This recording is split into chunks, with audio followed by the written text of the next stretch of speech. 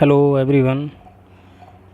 Syed captain D के खोला college of education Dineshpur की यूट्यूब चैनल में आपका स्वागत है।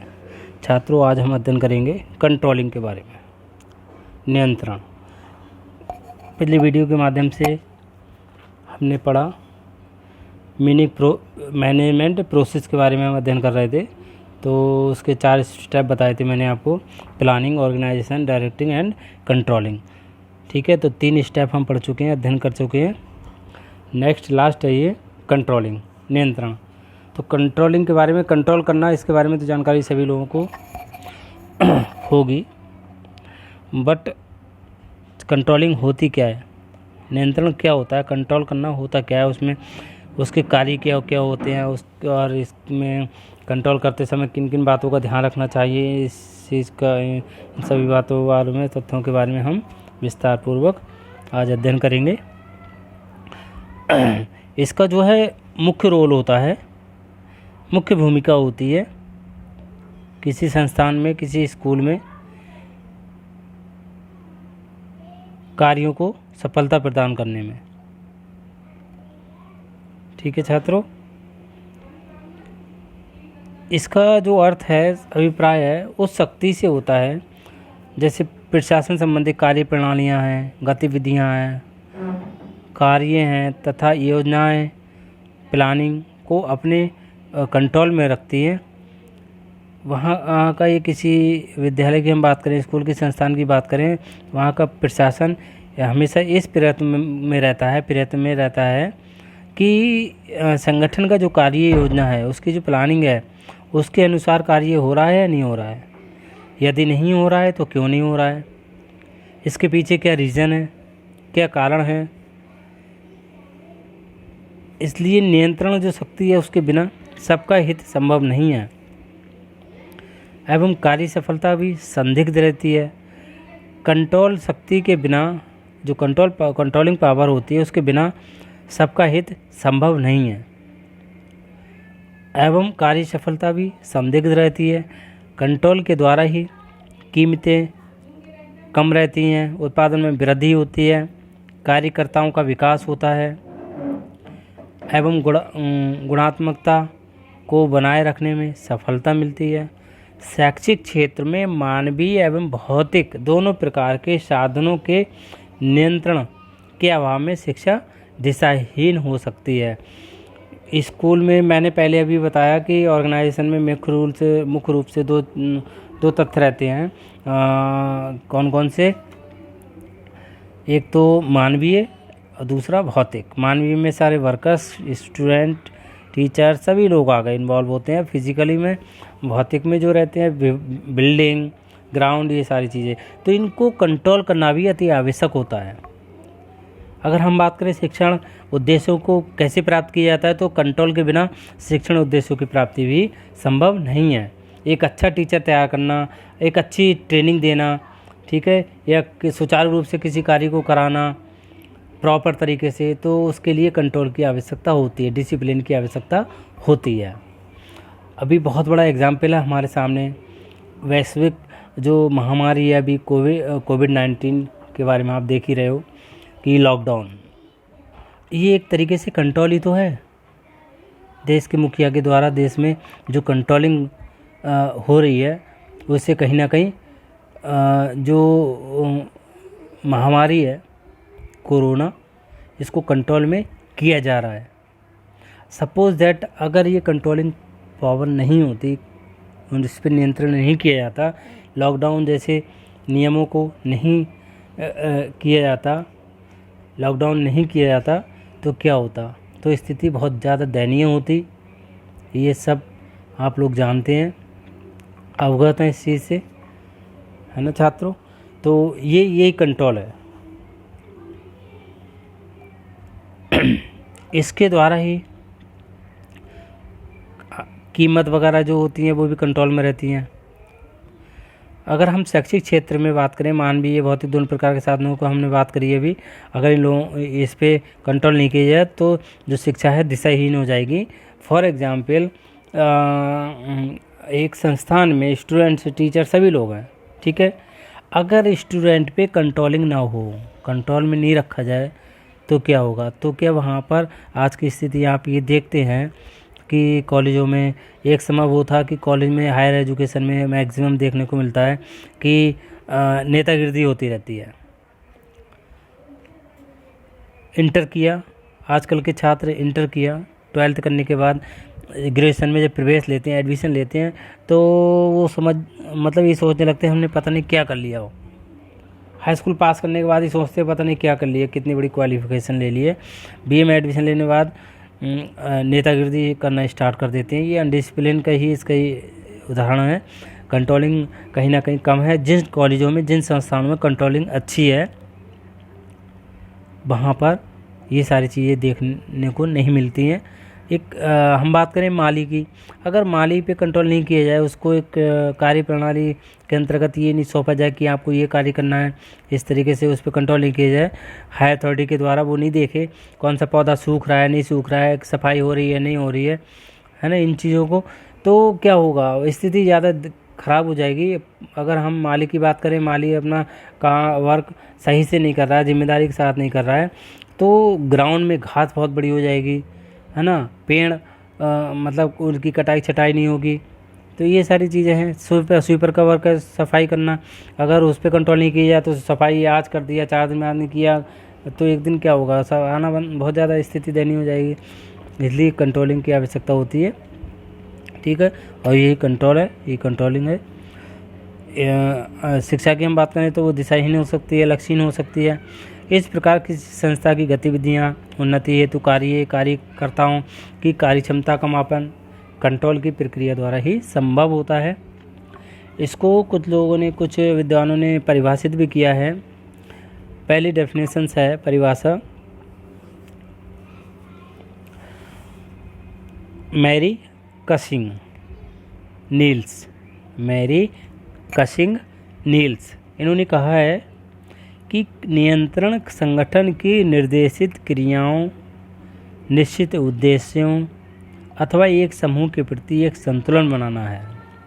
समझ रहे हैं कि कंट्रोल जो ऑर्गेनाइजेशन है, संगठन है, उसकी निर्देशित क्रियाएं, उसके द्वारा जो क्रियाएं बनाई गई हैं, दी गई हैं, कार्यभार जो सौंपे गए हैं वो एवं निश्चित उद्देश्यों, क्योंकि जो किसी भी हम कोई कार्य करते हैं उसका कहीं ना कहीं हमारा कोई उद्देश्य होता है, पूर्व निर्धारित होता है, ठीक है, अथवा एक समूह के प्रति, मतलब इन तीनों चीज़ों में आपस में संतुलन बनाना है।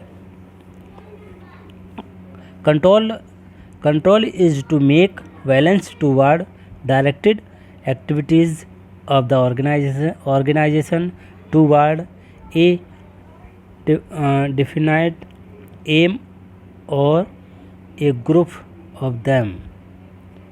नेक्स्ट डेफिनेशंस है कुटज एवं ओडोनेल, इन्होंने कहा है कि इन्होंने जो है मापन और सुधार की दृष्टि से नियंत्रण को परिभाषित करते हुए कहा है कि नियंत्रण का प्रबंधकीय कार्यकर्ताओं के निष्पादन का मापन और उसमें सुधार करना है, और ये सुनिश्चित करना है कि लक्ष्य और योजना इनकी प्राप्ति में पूर्ण हैं।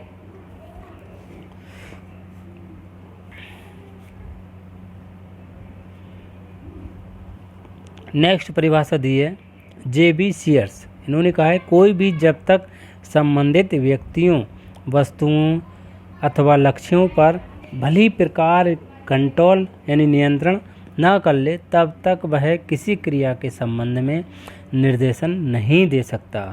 अगर क्या मीन्स इनका कहने का कि जब तक कोई भी जब तक संबंधित व्यक्तियों, मतलब जो एक सिस्टम में जो इन्वॉल्व लोग हैं संगठन में, उन व्यक्तियों, वस्तु मतलब आप समझ सकते हैं भौतिक, ठीक है, भौतिक तत्वों की बात कर रहे हैं, अथवा लक्ष्यों या फिर उद्देश्यों की, उनको भली प्रकार कंट्रोल ना कर ले, उनको कंट्रोल में नहीं किया जाए, तब तक वह किसी क्रिया के संबंध में उनको गाइड नहीं कर सकता, निर्देशन नहीं दे सकता, संचालन नहीं कर सकता। जब कोई चीज़ कंट्रोल में नहीं होगी तो उस पर सही प्रकार से संचालन नहीं किया जा सकता, और ये मैनेजमेंट प्रोसेस में बाधा उत्पन्न होती है। ठीक है छात्र, ये होगी कंट्रोल है क्या, मीनिंग इसका, डेफिनेशन भी होगी। नेक्स्ट हम बात करते हैं इसके कार्य। अब तो समझ गए होंगे कंट्रोलिंग क्या है, तो अगर ये कंट्रोलिंग तो इसके कार्य क्या क्या हो सकते हैं। ठीक है, इसका पहला कार्य है अनुशासन, अनुशासनात्मक कार्य है।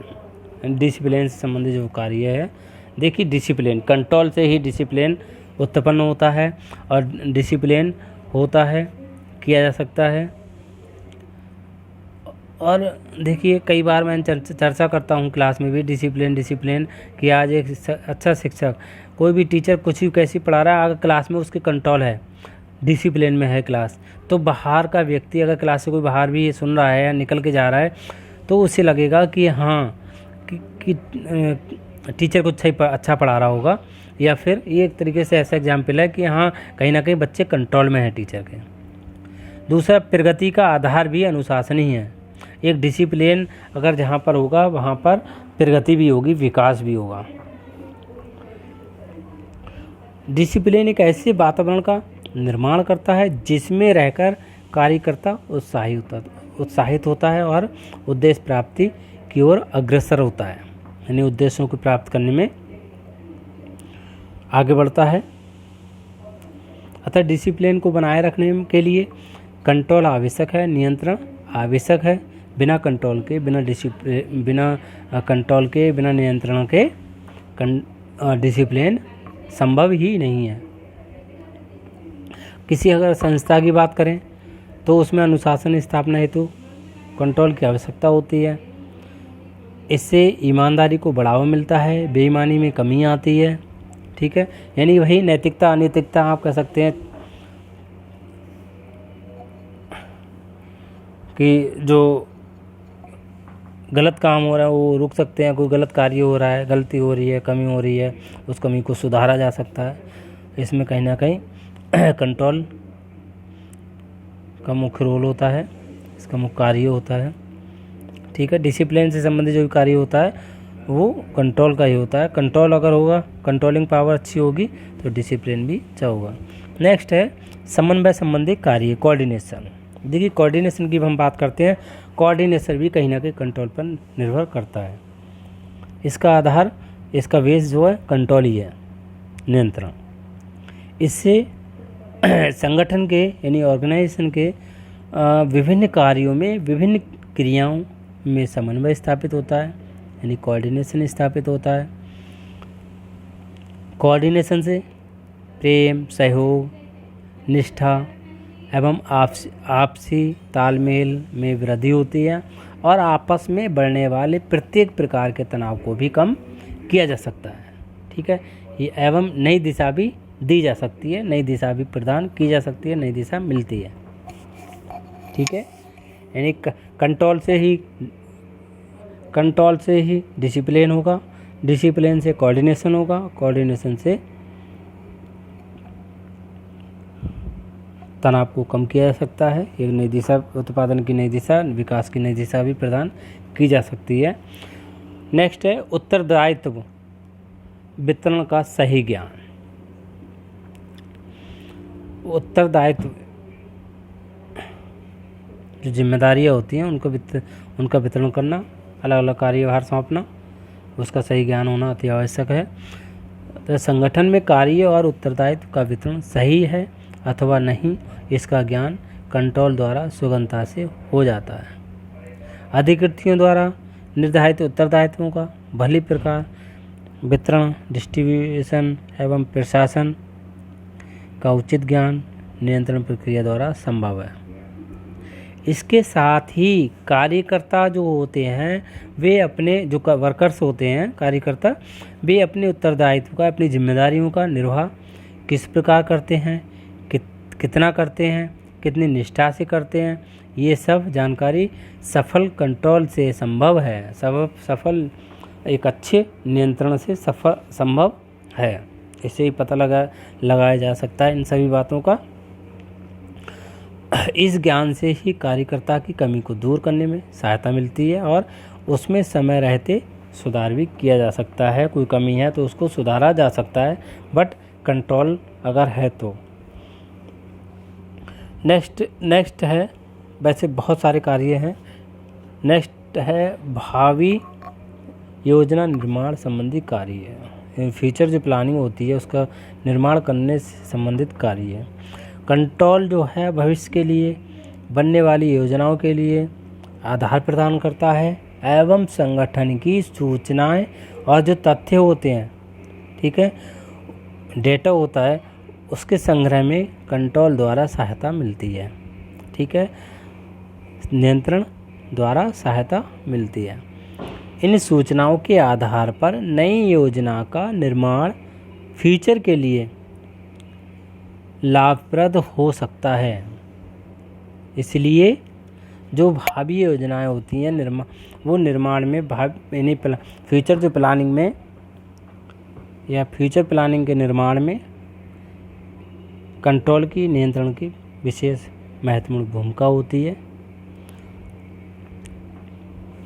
नेक्स्ट हम बात करते हैं निष्पादन, मापन एवं उसमें सुधार संबंधी कार्य।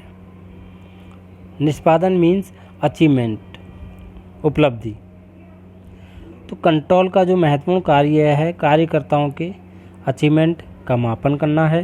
कंट्रोल से ही पता लगता है किसने कितनी उपलब्धि की है, किसने कितना अचीव किया है, ठीक है, उसका मापन भी किया जा सकता है। उसमें जो है आवश्यकता के अनुरूप सुधार भी करना है। कहीं से आवश्यकता पड़ने पर सुधार की आवश्यकता होती है, सुधार भी किया जा सकता है। नियंत्रण के अभाव में यानी कंट्रोल के अभाव में कार्यकर्ता निष्ठापूर्वक कार्य संपादन नहीं करता है। कंट्रोल अगर किसी को, आजकल तो आप ही देखते हैं, कोई व्यक्ति अगर कंट्रोल ना हो तो अपना कार्य जिम्मेदारी से नहीं करता है।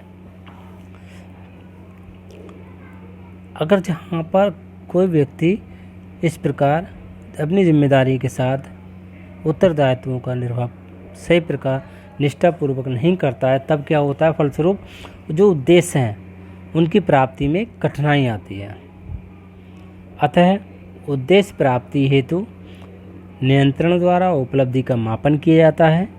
जो अचीवमेंट है, कितना अचीव किया उसका मापन किया जाता है। उसकी कमी होने पर उसे इस योग्य बनाया जाता है कि वह निष्ठापूर्वक कार्य कर सके। ये छात्रों, ये हो गए इसके कार्य, मुख्य कार्य हो गए। कार्य तो बहुत सारे हैं। उत्पादन में वृद्धि से संबंधित कार्य हो गया, संतुलन संबंधी, संतुलन स्थापित करना, ये सब बहुत सारे हैं, ठीक है। नेक्स्ट हम बात करते हैं इसकी सावधानियाँ। कंट्रोल करते समय किन किन बातों का ध्यान रखना चाहिए। Carefulness in controlling. मूल्यांकन विधियों में सुधार करके प्रशासन में अप्रत्यक्ष रूप से नियंत्रण रखना चाहिए। आप लिखना चाहें लिख सकते हैं, पॉइंटों में बोल देता हूँ मैं आपको। पहला पॉइंट है मूल्यांकन, इवैल्यूएशन टेक्निक्स जो होती हैं उनमें सुधार करके प्रशासन में अप्रत्यक्ष जो इनडायरेक्ट रूप में नियंत्रण रखना चाहिए। नेक्स्ट है प्रशासन में नियंत्रण रखने के लिए पुरस्कार एवं दंड की व्यवस्था भी होनी चाहिए, ठीक है। कंट्रोल रखने के लिए पुरस्कार की भी आवश्यकता होनी चाहिए, क्योंकि जो व्यक्ति अच्छा वर्क करता है तो उसको पुरस्कार भी दिया जाना चाहिए, सही है, उसको मोटिवेट करने के लिए। और जो गलत करता है उसको दंड की व्यवस्था होनी चाहिए, ठीक है। नेक्स्ट है पनिशमेंट की व्यवस्था होनी चाहिए। नेक्स्ट पॉइंट है शैक्षिक विकास को दृष्टिगत रखते हुए नियंत्रण संबंधी नियम यानी रूल्स रेगुलेशन, नीतियाँ, विधियाँ, रीतियाँ निर्धारित की जानी चाहिए। मतलब जो रूल्स रेगुलेशन बनाए जाते हैं, सपोज दैट एक विद्यालय प्रशासन है तो वहाँ एक रूल्स रेगुलेशन वगैरह होता है, नियम होता है, टाइम टेबल होता है, एक शेड्यूल होता है कि आपको इतने टाइम आना है, ठीक है, प्रेयर करनी है, फिर ये करना है, फिर क्लास चलेगी, फिर लंच होगा तो लंच टाइम में ही किया जाएगा। ये नहीं है कि आए लंच करने बैठ गए। कोई अगर जहाँ कंट्रोलिंग पावर सही नहीं होगी, कंट्रोल नहीं होगा, तो वहाँ पर ये सारी व्यवस्थाएं सुचारू रूप से नहीं चलेंगी, ठीक है। ये जो नियम बनाए हुए हैं ये सब नियम होंगे ही नहीं। जब नियम नहीं होते हैं इसका मतलब कंट्रोल पावर है ही नहीं, कंट्रोल है ही नहीं, नियंत्रण है ही नहीं, ठीक है। ऐसे संस्थानों जो उद्देश्य होते हैं उनकी प्राप्ति सुगमतापूर्वक नहीं की जा सकती है। हालांकि वर्तमान में आप देखेंगे तो बहुत स्थिति दयनीय है हमारे देश में। पता नहीं फ्यूचर में क्या होगा। हायर एजुकेशन की तो स्थिति ज़्यादा ही ख़राब है।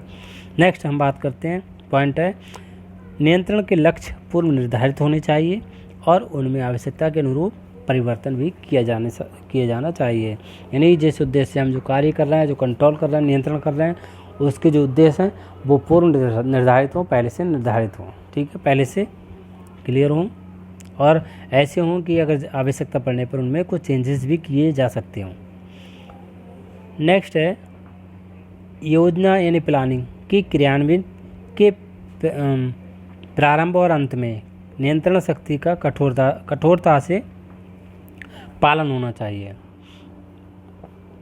जो प्लानिंग हो रही है, प्लानिंग करते समय जो प्लानिंग की है किसी वर्क को लेकर, किसी कार्य को लेकर के, और उसके अंत तक कंट्रोल अच्छे तरीके से होना चाहिए, आवश्यकता के अनुरूप होनी चाहिए। ठीक है, उसका जो कंट्रोलिंग पावर है उसका कठोरता से पालन करना चाहिए। ठीक है छात्रों, ये इसकी सावधानियाँ हो गई। आज का टॉपिक ये हो गया। अभी हमने पिछली वीडियो के माध्यम से सारे स्टेप्स इसके अध्ययन किए, तो इससे पता लगा होगा आपको मैनेजमेंट प्रोसेस का। पहले प्लानिंग की जाती है, प्लानिंग करने के बाद ऑर्गेनाइज किया जाता है, ऑर्गेनाइजेशन है, संगठन तैयार किया जाता है। ठीक है, सपोज दैट संस्था की हम बात करें, संस्थान की, तो प्लानिंग की गई किसी के द्वारा कि फिर संगठन तैयार किया गया, एक भवन संगठन तैयार किया गया। स्कूल की हम बात कर रहे हैं तो बिल्डिंग निर्माण यानी फिजिकली एंड ह्यूमन, तो उसमें फर्नीचर, ये सारी चीज़ इन्वॉल्व, उसका निर्माण किया गया, इकट्ठी की गई, उनको एकत्रित किया गया, कंपाइल किया गया। और ह्यूमन जो रिसोर्सेज हैं, ह्यूमन में आप जानते हैं मानव, टीचर की आवश्यकता है टीचर, स्टूडेंट की आवश्यकता है स्टूडेंट, प्रिंसिपल, क्लर्क, ये सभी इन्वॉल्व रहते हैं। इनको इकट्ठा किया जाता है, कंपाइल करके फिर उनको डायरेक्शन दिया जाता है, संचालन।